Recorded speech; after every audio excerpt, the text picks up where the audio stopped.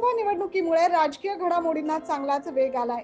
नाशिकमध्ये लोकसभेची उमेदवारी कोणाला मिळणार याचा तिढा अद्यापही कायम आहे आणि त्यातच आता पंचायती आखाडा श्री निरंजनजी व श्रीराम शक्तीपीठाचे राष्ट्रसंत श्री 1008 महामंडलेश्वर स्वामी सोमेश्वरानंद सरस्वतीजी महाराज नाशिक लोकसभा निवडणूक लढवणार आहेत। याच पार्श्वभूमीवर त्यांनी प्रभू श्रीरामांचा आशीर्वाद घेऊन काळाराम मंदिर येथे आरती केली।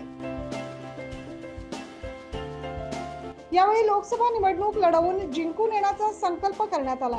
महंत सिद्धेश्वरानंद सरस्वतीजी महाराज यांना निवडून देण्याची प्रार्थना प्रभू श्रीरामांच्या चरणी करण्यात आली असल्याची माहिती राष्ट्रसंत श्री सोमेश्वरानंद महाराज यांनी दिली आहे। सर्वांना रामकृष्ण हरी, जय श्रीराम। प्रभू रामचंद्र विश्वाचा मालक आहे आणि हनुमंतराया रामाचे प्रिय भक्त आहेत। तर प्रभू श्रीरामाला प्रार्थना केली गुरुदेवाने की नाशिक लोक मतदारसंघामध्ये महंत सिद्धेश्वरानंद सरस्वती उभे आहेत। तर रामाने महंतावरती कृपा करावी आणि महंताला या लोक मतदारसंघातून खूप लाखो मतानं निवडून द्यावं अशी प्रभू रामाच्या चरणी प्रार्थना केली। आणि राम भक्ताचा ऐकतो हे सगळ्या विश्वाला माहीत आहे। आणि हनुमंतरायालाही आम्ही प्रार्थना केली की तू संकट मोचन आहेस, या नाशिक नगरीच्या रक्षणासाठी, राष्ट्राच्या रक्षणासाठी साधू महंतांना आशीर्वाद द्या आणि महंत सिद्धेश्वरानंद सरस्वती यांना विजय करा अशी आम्ही रामाकडे प्रार्थना केली। आणि मला विश्वास आहे प्रभू रामचंद्रावरती, तर महंतांना आशीर्वाद देतील आणि महंत सिद्धेश्वरानंद सरस्वती 1 नंबरने निवडून येतील।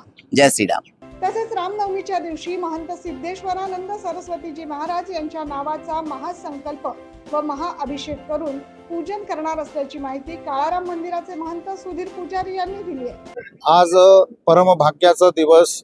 आज कौसल्या मातेचे डोहाळे या ठिकाणी आज पुरवले जातात आणि मंदिरामध्ये साधारणतः 10,000 सर्व भाविकांना रामाचा प्रसाद अर्पण केला जातो। भगवान विष्णूंनी जसे कौसल्या मातेची इच्छा पूर्ण केली तसा आजचा परम दिवस, आजची जी वासंतिक नवरात्र महोत्सवाची सप्तमी आहे ही सर्व मनोरथ पूर्ण करणारी आहे।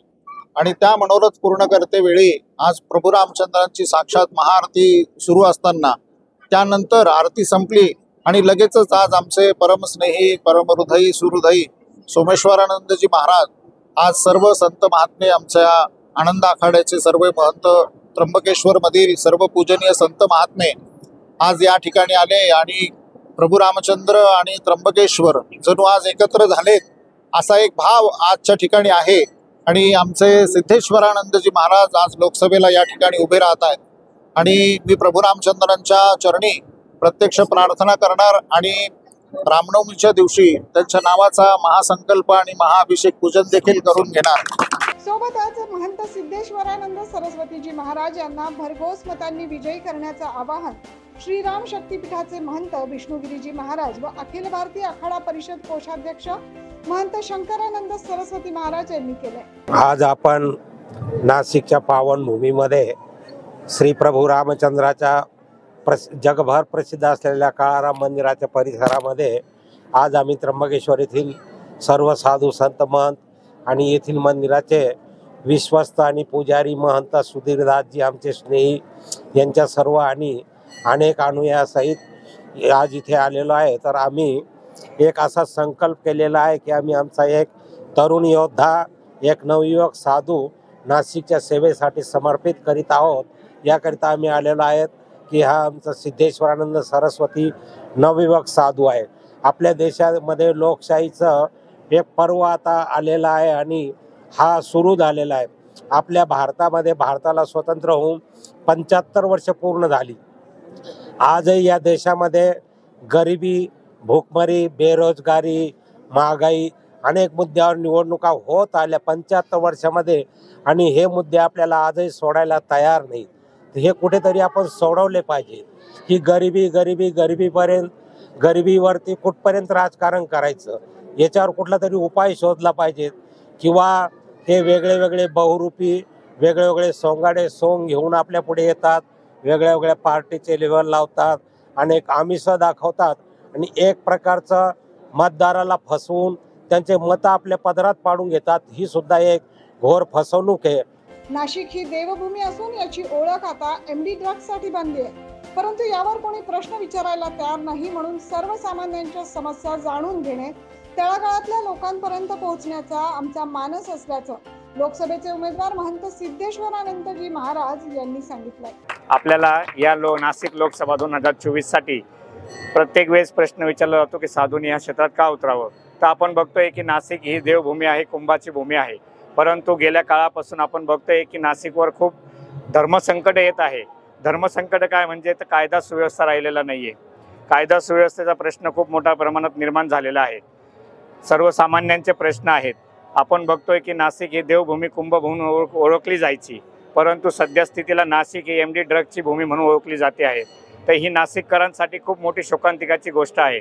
त्यासाठी कोणी प्रश्न उचलायला तयार नाही.